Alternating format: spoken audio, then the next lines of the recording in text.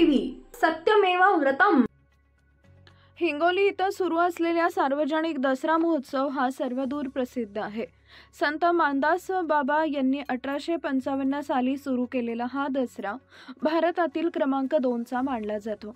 हा दसरा अधिकाधिक लोकप्रिय, नागरिकांना अधिकाधिक सुविधा मिळवाव्यात यासाठी प्रयत्न करणे सार्वजनिक दसरा समितीकडून अपेक्षित आहे। मात्र या ठिकाणी वेगळीच कहाणी पाहायला मिळते। या दसरा महोत्सवात औद्योगिक व कृषी प्रदर्शनाचं आयोजन केलं जातं। दरवर्षी अत्यंत नियोजितपणे हे आयोजन केलं जातं, मात्र यावर्षी झोकेवाल्यांनी दादागिरी केलेली पाहायला मिळते। विशेष म्हणजे झोकेवाले नागरिकांची लूट करतात। हे सर्व उघड्या डोळ्यांनी पाहणारं सार्वजनिक दसरा महोत्सव समिती गाढ झोपेत आहे की काय असा प्रश्न निर्माण होतोय। झोक्यांचं कंत्राट देण्यासाठी सार्वजनिक दसरा महोत्सव समितीने निविदा काढली।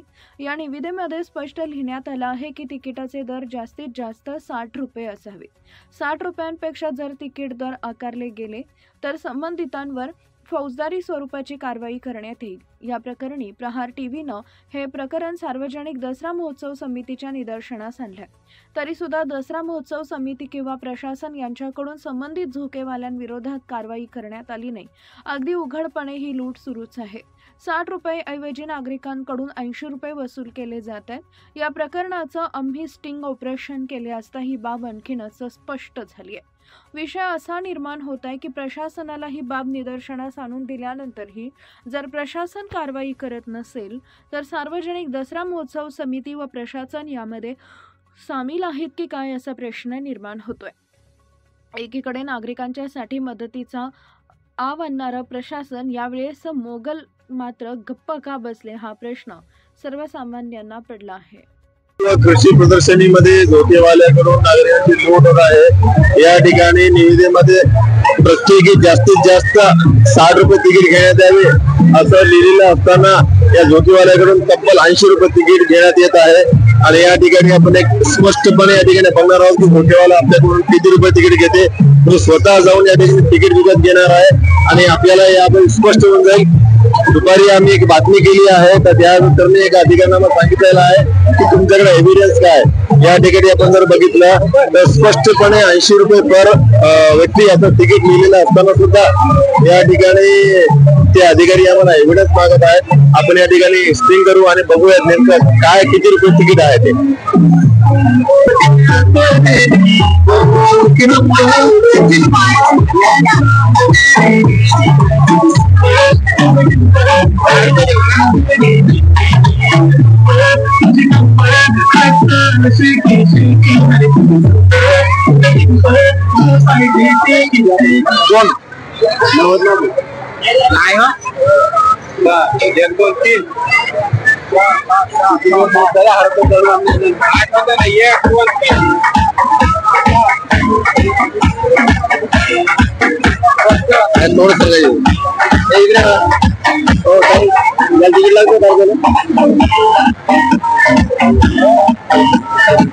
काय तिकीट आहे?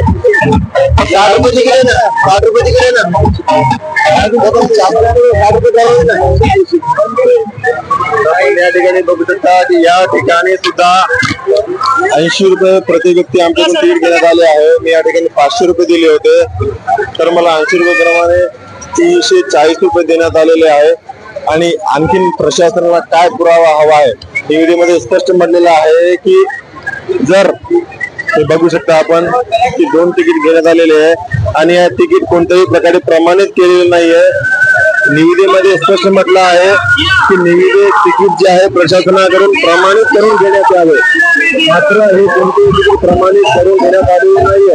आता प्रशासन या प्रकरणी काय कारवाई करणार, गुन्हे दाखल करण्याचं स्पष्टपणे निविदेमध्ये नमूद आहे। आता फौजदारी स्वरूपाचे गुन्हे दाखल होतात की प्रशासन कुठून बसते हे पाहावं लागेल। त्यांना या हिंगोली।